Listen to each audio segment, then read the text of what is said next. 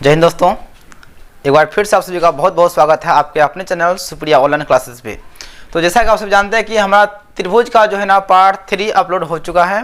आज हमारा क्या होगा, पार्ट 4 होगा। अगर आप उसे पार्ट 1, 2, 3 अगर नहीं देखे हैं तो जाके हमारे प्लेलिस्ट में देख सकते हैं, अथवा इस वीडियो के डिस्क्रिप्शन में आपको लिंक मिल जाएगा, आप वहाँ से भी देख सकते हैं। तो आप सभी जानते हैं कि हमारा जो चल रहा है ना बीबीडी का गैस पेपर जो है ना, बीबीडी गैस पेपर क्लास 10 का, उसी का सोल्यूशन चल रहा है। और बता दो कि इसमें इतना ऑब्जेक्टिव है तो शायद जो है ना, इतना ऑब्जेक्टिव है शायद ऐसा जो है ना किसी मॉडल पेपर में आपको नहीं मिल सकता है।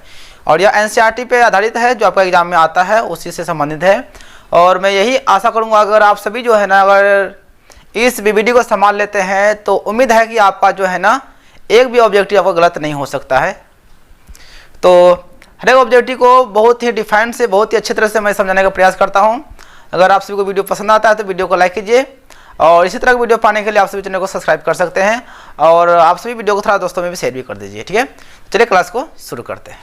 तो चलिए, क्वेश्चन नंबर हमारा 32 तक हो चुका था, यह हमारा होगा 33 से। और आपका प्रश्न जो है ना आपके स्क्रीन पे दिखाई पड़ रहा होगा, आसानी से देख सकते हैं। तो क्वेश्चन नंबर आपका है 33। देखिए, बहुत ही शानदार क्वेश्चन है, बहुत ही अच्छा क्वेश्चन है। तो देखिए सवाल क्या है, आप मेरे साथ में सवाल को पढ़िएगा तो बेटर रहेगा, अच्छी तरह समझ में आ जाएगा। ठीक है, तो सवाल है क्या, चित्र में यदि, तो सबसे पहले हम क्या करते हैं, चित्र को बना लेते हैं। जब आपका चित्र दिया हुआ है ना, इसको हम बना लेते हैं। दिया हुआ है आपका ए बी सी, ए रहा आपका डी, और यहाँ पे दिया गया है 115 डिग्री, और यहाँ पे दिया गया है 70 डिग्री। तो यहाँ पे कुछ तो नाम है नहीं, तो हम नाम देते हैं क्या, ओ नाम दे दिए। ठीक है ना, बिल्कुल आराम से समझना है, बिल्कुल समझ में आ जाएगा सटीक रूप से, टेंशन मत लीजिए। तो दिया गया कि त्रिभुज जो है ना आपका, त्रिभुज जो है, त्रिभुज ओ डी सी, यानी कि यहाँ ओ ही होगा, ओ डी सी, ई वाला त्रिभुज समरूप है ई वाला त्रिभुज।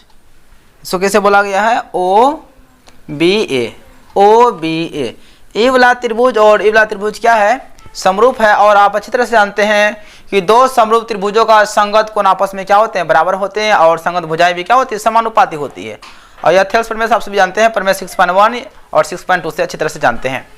तो चलिए, तो आपका जो है ना दोनों त्रिभुज क्या है, समरूप है। इसका मतलब हुआ कि इस त्रिभुज का संगत कोण और इस त्रिभुज का संगत कोण क्या होगा, बराबर हो जाएगा।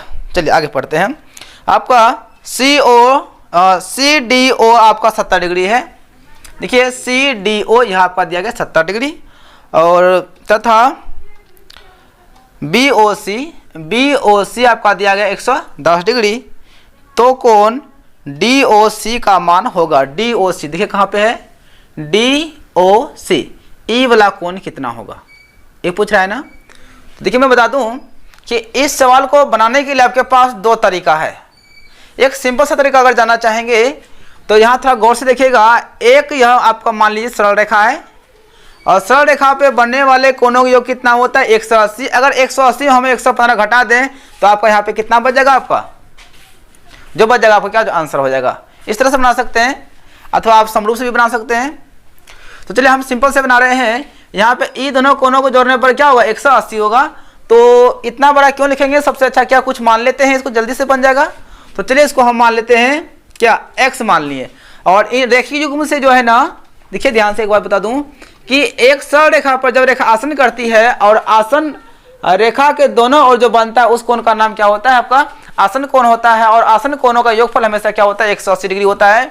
तो जब आप समझ गए कि यहाँ से यहाँ जोड़ने पर, दोनों कोण को जोड़ने पर क्या होगा, 180 होगा, तो था गौर से देखिए यहाँ पे यह सरल रेखा हो जाएगा, और ये हमारा क्या हो जाएगा, आसन रेखा हो जाएगा। और ये दोनों कोण को जोड़ने पर कितना होगा, आपका 180 डिग्री होगा। आपका यही कोण मांग रहा है, हमने क्या कर दिया, इसको x मान लिया। ठीक है, तो चलिए यहाँ से आपका x प्लस 115 डिग्री बराबर कितना हो जाएगा, आपका 180। तो निकाल लीजिए x का मान, 180 इधर भेज देंगे तो माइनस हो जाएगा 115, घटाइए तो 5 अच्छो कितना हो गया, 65 डिग्री। तो x का मान कितना हो गया, 65। और वही तो आपका जो x है जो है ना, DOC बोल रहा है, तो इसको बोल सकते हैं कौन, DOC बराबर कितना हो गया, 65 डिग्री। तो आपका जिस ऑप्शन में होगा 65 डिग्री आपका बिल्कुल सही आंसर हो जाएगा। तो देख लीजिए, बता दो कि आपका 65 डिग्री ऑप्शन सी बिल्कुल सही है आपका। देख लीजिए अच्छा क्वेश्चन को, ऑप्शन सी बिल्कुल सही आंसर है ना। तो चलिए क्वेश्चन नंबर नेक्स्ट। चलिए क्वेश्चन नंबर 34 और थोड़ा ध्यान से देखिए क्वेश्चन नंबर 34 का क्या है। अगर दो त्रिभुज समान कोणिक हो तो वे डैश भी होंगे, यानी कि अगर कोण समान होगा तो वे क्या होंगे, ठीक है ना। बोलता है समरूप होता है, सर्वांगसम होता है, समानुपाती होता है या इनमें से कोई नहीं होता है। आप जानते हैं थेल्स प्रमेय के अनुसार से आप जानते हैं कि समान कोणिक त्रिभुज हमेशा क्या होते हैं, समरूप होते हैं। तो आपका आंसर क्या हो जाएगा, समरूप। तो देख लीजिए आपका ऑप्शन किसमें, ए आपका क्या हो जाएगा, समरूप। अच्छा सिंपल सा सवाल, इसमें कोई दिक्कत नहीं है। हाँ तो चलिए क्वेश्चन नंबर आपका 35, ठीक है ना। तो 35 में सवाल क्या है, थोड़ा ध्यान से देखिएगा। सवाल आपका है, क्वेश्चन नंबर 35 है ना। हाँ तो सवाल आपका है, यदि L समांतर M हो तब D का मान होगा। तो देखिए ध्यान से, आपका इस तरह से जो है ना फिगर है, एकदम आराम से, कोई दिक्कत नहीं है। ए रहा आपका, ए रहा 3D प्लस 50 डिग्री और 2D प्लस 20 डिग्री, और यह L है और यह क्या है हमारा M है, और इसको आप N बोल दीजिए, यानी कि L समांतर M और हमारा जो है ना N क्या है, एक तिर्यक रेखा है। तो आप सभी जो है ना यह चीज़ 9th में भी पढ़े होंगे और 7 में भी पढ़े होंगे कि जब कोई समांतर रेखा को तिर्यक रेखा प्रतिच्छेद करता है तो तिर्यक रेखा के एक ही ओर के अंत कोणों का योगफल क्या होता है, 180 डिग्री होता है। यानी कि ई कोण और ई कोण, यानी तिर्यक रेखा के एक ही ओर का जो कोण बनता है ना, उसका योगफल क्या होता है, 180 डिग्री होता है।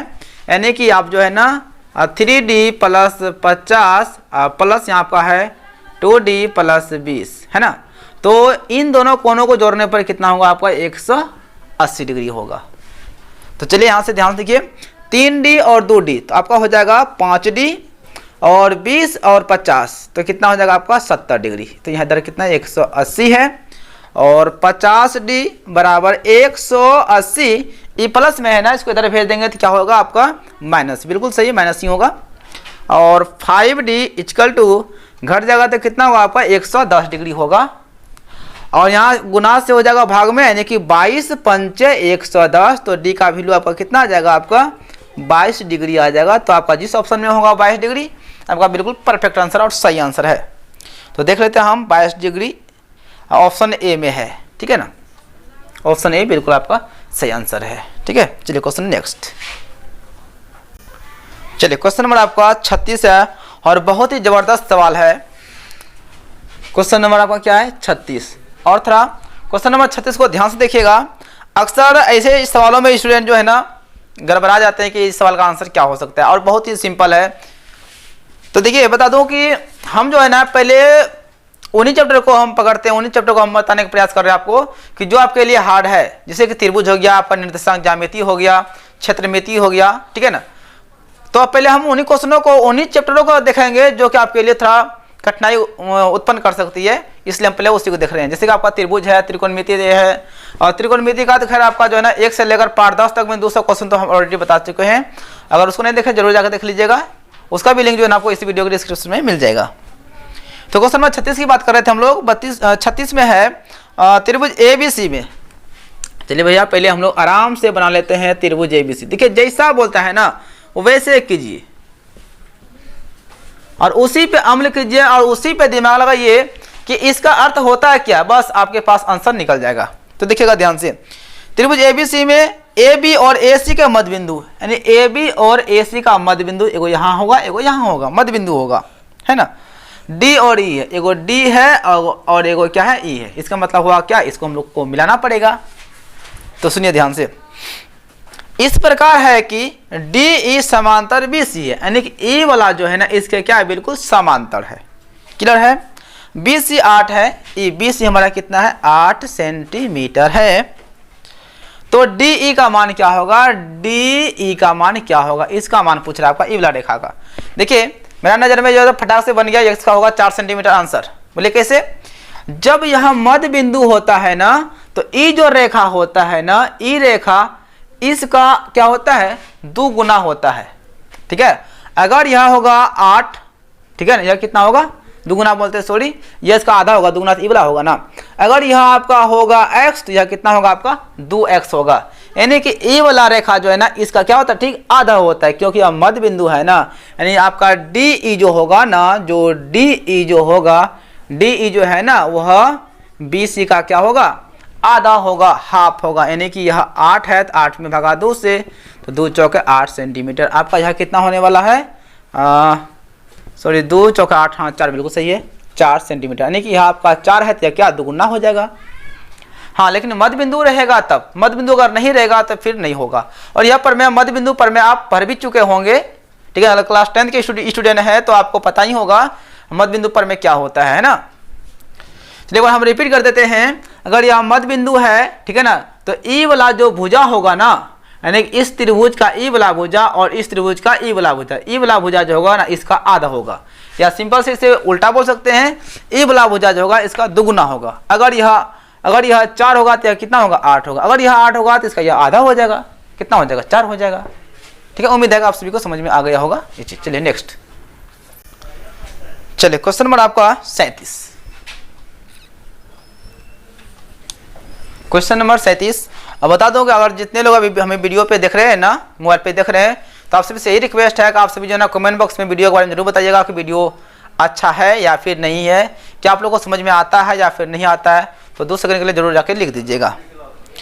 तो सवाल है कि 2 समरूप त्रिभुज की संगत भुजाओं का अनुपात। देखिए सिंपल सी है, आपका जो है ना भुजाओं का अनुपात दिया गया है, कितना दिया भैया, 4:9। भुजाओं का अनुपात कितना है आपका, 4:9 है। तब इनके क्षेत्रफलों का अनुपात क्या होगा। तो देखिए आप तो समझदार ही होंगे ना कि क्षेत्रफल का अनुपात क्या होगा। तो यह भुजा का वर्ग कर दीजिए ना, 4 चौके 16, 9 में 81 हो जाएगा हमारा, 16:81 हो जाएगा। और आप सभी पर में पढ़ चुके हैं, पता है क्या पढ़े हैं कि त्रिभुज संगत यानी कि 2 समरूप त्रिभुजों के, ठीक है, 2 समरूप त्रिभुज के क्षेत्रफल का जो अनुपात होता है वह संगत भुजाओं के वर्ग के क्या होता है, बराबर होता है। तो त्रिभुज बनाने की आवश्यकता नहीं है, अगर आप समझते हैं तो बना सकते हैं। और ऐसा एक बार नहीं बहुत बार क्वेश्चन आ चुका है। चलिए तो आपका question number next, question number A रहा आपका 38। देखिए 38 में क्या कहता है। 38 है, समचतुर्भुज के विकर्ण 6 सेंटीमीटर और 8 सेंटीमीटर है, इसकी प्रत्येक भुजा की लंबाई क्या होगा। ऐसा क्वेश्चन आपको हम पहले भी बता चुके हैं, अगर नहीं देखे तो कोई दिक्कत ना। अभी देखिए समचतुर्भुज, देखिए जितना भी त्रिभुज वाला चैप्टर है ना, अगर आपको लगता है ना भारी है तो ऐसा कुछ कोई बात नहीं है, भारी कुछ नहीं है। लेकिन बात है क्या कि जिसे बोला कि आपका समचतुर्भुज, ले ABCD ये आपका क्या हो गया, समचतुर्भुज हो गया। तो पहले इसका गुण क्या होता है पहले उसको जान लीजिएगा, तभी आपके लिए इजी हो जाएगा, है ना। तो गुण क्या होता है, देखिए बता दूं, इसका गुण क्या होता है, इसका विकर्ण जो होता है ना, पहले इसका सब भुजा आपस में बराबर होता है। समचतुर्भुज का सब भुजा आपस में क्या होता है, बराबर होता है, लेकिन विकर्ण बराबर नहीं होता है। बता दूं, अगर विकर्ण भी बराबर हो जाए और सब भुजा भी बराबर हो जाए, पता हुआ क्या हो जाएगा, आपका वर्ग हो जाएगा, ठीक है ना। सब भुजा बराबर हो और विकर्ण बराबर नहीं हो, उससे हम लोग क्या बोलते हैं, समचतुर्भुज कहते हैं। और याद रखिएगा विकर्ण जो है ना एक दूसरे को हमेशा 90 डिग्री पे क्या करता है, लंब समद्विभाजक करता है। यानी कि अगर यहाँ से 6 होगा तो यह 3 होगा, यह 3 होगा, अगर यहाँ से 8 होगा तो यह 4 होगा और 4 होगा, और यहाँ पे लंब समद्विभाजक होगा और सब भुजा आपस में क्या होगा, बराबर होगा। चलिए समझ गए होंगे कि समचतुर्भुज का विकर्ण 6 सेंटीमीटर है। अगर यह आपका 6 है तो यहाँ से यहाँ A से O हो गया 3 और O से C हो जाएगा कितना, 3, क्योंकि यह लंब समद्विभाजक है ना। हाँ तो अगला देखिए, अगला विकर्ण है 8, ई हुआ 8। देखिए छोटा है तो 6 बोले ना, बड़ा है तो 8 बोले, तो समझदार है ना। तो देखिए आपका यहाँ से 8 है तो हम बोल नहीं सकते हैं 4, और ये भी क्या होगा, 4 हो जाएगा, 4 से 8 हो गया। अब देखिए आपको निकालना है क्या है, तो बता दूं कि आपको निकालना है क्या, प्रत्येक भुजा की लंबाई क्या होगा। और आप सभी को अभी जस्ट हम बताएं 2 सेकंड पहले कि इसका प्रत्येक भुजा की लंबाई क्या होती है, समान होती है। और यहाँ पे 90 पे प्रतिच्छेद करता है विकर्ण, और 90 के ठीक सामने वाला भुजा पता है क्या होता है, कर्ण होता है। तो हो गया ना कमाल की बात है, यह आपका कर्ण, यह लंब और यह हो गया आधार। तो पाइथागोरस प्रमेय से अगर हम कर्ण निकाल लेंगे तो हमारा भुजा निकल जाएगा ना, बिल्कुल सही बात है। चलिए निकाल लीजिए BC। तो कर्ण निकालना है तो स्क्वायर तो आ जाएगा ना, तो आपका 4 का स्क्वायर हो जाएगा प्लस 3 का स्क्वायर, यानी कि लंब का स्क्वायर जोड़ आधार का स्क्वायर। 4 चौक 16 प्लस 3 3 9, 16 9 कितना हो जाएगा आपका 25 हो जाएगा, और 25 का वर्गमूल कितना हो गया 5। यानी कि आपका जो है ना सम चतुर्भुज का एक भुजा 5, तो सब तो 5 ना हो गया, यानी आपका आंसर कितना आ जाएगा 5 सेंटीमीटर हो जाएगा। आपका जिस ऑप्शन में है आप उस ऑप्शन को देख लीजिए। तो जिसे बता दूं कि 4 सेंटीमीटर है, 16 9 25, कितना नंबर है जी 38 का हो गया, बंद करो अभी। तो 38 का आपका सी बिल्कुल आपका क्या हो जाएगा सही हो जाएगा। ठीक है, उम्मीद है कि समझ में आ गया होगा, ज़्यादा कुछ है नहीं। तो बढ़ते हैं क्वेश्चन नंबर आगे। ठीक है, चलिए क्वेश्चन नंबर आपका हो जाएगा अब 39। और देखिए बहुत ही सिंपल है, ज़्यादा कुछ है नहीं, एकदम आराम आराम से सीखना भाई। त्रिभुज ABC में DE समांतर BC है। जैसे जैसे बोलता है वैसे वैसे करना है, यानी कि जैसे जैसे मंत्र बोलेगा बोलने के लिए ना वैसे वैसे मंत्र पढ़ना, आपका सवाल बन जाएगा A और B और C। ठीक है, DE तो समांतर करने के लिए DE तो यहाँ लिखना पड़ेगा ना, D और E वाला इसके क्या है भाई समांतर है। चलिए आगे, AD आपका दिया गया है, AD जो है ना वह DB का अनुपात जो है ना 5:3 यानी कि 5/3 है। तो पूछा गया है, तब बोला गया क्या कि आप जो है ना AE बट्टे EC का अनुपात क्या बता सकते हैं, एक पूछा गया है। और बहुत ही अच्छा सवाल है, बहुत ही सुंदर सवाल है। तो देखिए बता दूं कि जब आपका यह रेखा क्या हो समांतर हो, क्या हो समांतर हो, तो थेल्सपर में क्या कहता है कि भुजाएं क्या होती है अनुपातिक होती है। ठीक है, तो आपका जो है ना निकालना है क्या, देखिए सिंपल से क्या निकालना है AE बट्टे EC, ये निकालना है। चलिए तो AE इधर से AE बट्टे EC, इधर से हमारा हो जाएगा AD बट्टे DB, ये तो होगा थेल्सपर में से। तो AE बट्टे EC और AD बट्टे DB का मान दिया हुआ है हमारा 5/3, यानी कि आपका आंसर वही रह गया, जो दिया था वही रह गया, क्योंकि संगत भुजा का अनुपात होता है, अनुपात क्या होता है बराबर होता है, तो आपको हो गया। तो AE बट्टे EC का अनुपात क्या होगा 5/3, यानी कि 5:3 हो जाएगा। और ऐसा नहीं दिया रहेगा तो आपका जो है ना ऐसा दिया रहेगा 5:3। तो देख लीजिए कैसा है, बता दो कि आपका तो खैर बट्टे में ही है, 5-3 ऑप्शन C में है, देख लीजिए है ना। तो बढ़ते क्वेश्चन नंबर आगे की और बहुत ही शानदार क्वेश्चन है। चलिए क्वेश्चन नंबर आपका 40 और बहुत ही शानदार क्वेश्चन है 40, और उम्मीद करूंगा कि आप सभी को बिल्कुल समझ में आ जाएगा। इस क्वेश्चन को चाहे तो आप चुटकी में भी बना सकते हैं, फटाक से बना सकते हैं, या फिर आप इसको लॉन्ग विधि से बना सकते हैं, लेकिन आपका यह तो ऑब्जेक्टिव है ना, और हम यही प्रयास करेंगे कि आपका क्वेश्चन हम जितना अधिक से अधिक शॉर्ट तरीका से बता सकें और अच्छी तरह से बता सकें। ठीक है ना। तो देखिए आपका बोला क्या कि किसी त्रिभुज में दो कोणों का योग तीसरे कोण के बराबर है, यानी कि दो कोणों का योग जो है ना तीसरा कोण जो होगा उसका क्या हो जाएगा बराबर हो जाएगा। यानी अगर एक कोण का मान लिया 20 डिग्री है, दूसरा का 30 डिग्री है, 30 50 होगा ना, और तीसरा जो होगा वो अकेले 50 हो जाएगा। ऐसा करने का अर्थ हुआ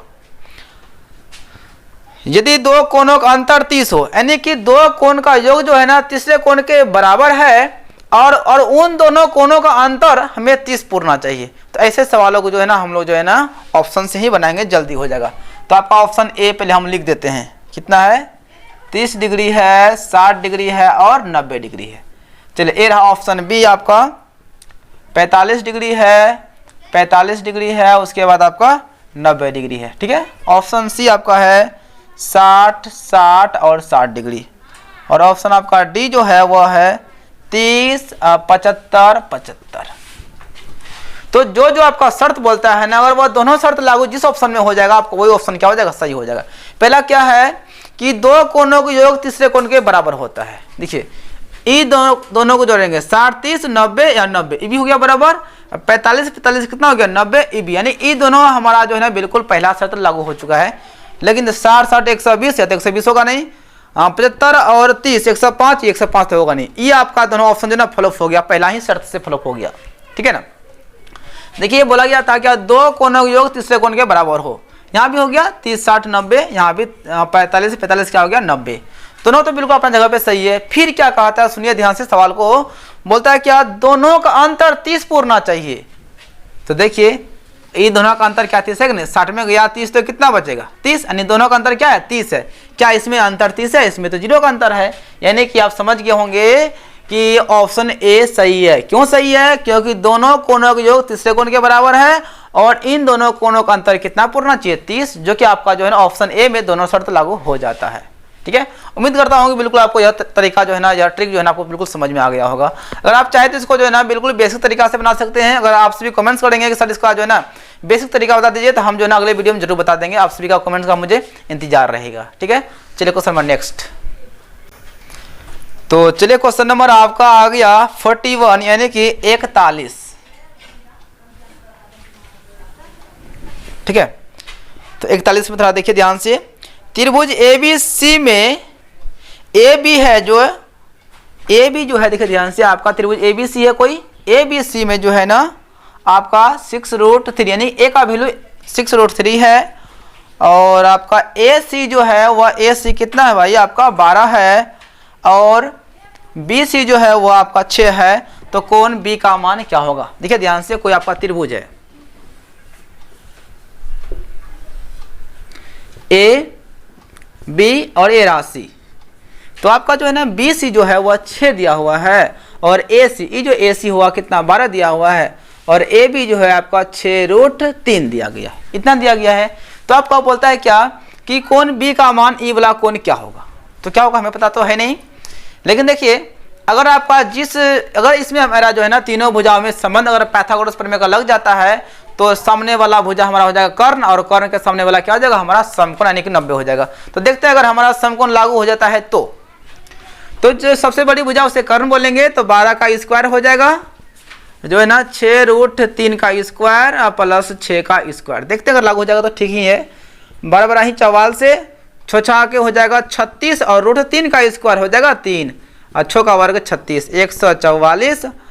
तो 6 18 हो गया, 3 9 1 10 हो गया प्लस कितना हो गया जी 36 हो गया। 144 बराबर 8 6 14 3 1 4 1 है। देखिए लागू तो हो गया आपका, यानी कि बड़ी भुजा का वर्ग शेष दो भुजाओं के वर्गों के योग के क्या हो गया जी बराबर हो गया। यानी कि आपका जो है ना ई वाला जो बड़ी भुजा है वह क्या हो गया कर्ण हो गया और कर्ण के ठीक सामने वाला जो कोण होगा वह फिक्स है, वह कितना होगा 90 डिग्री होगा। यानी कि कोण आपका बी कितना हो जाएगा 90 डिग्री हो जाएगा। तो देख लीजिए जिस ऑप्शन में होगा आपका वो ऑप्शन सही हो जाएगा।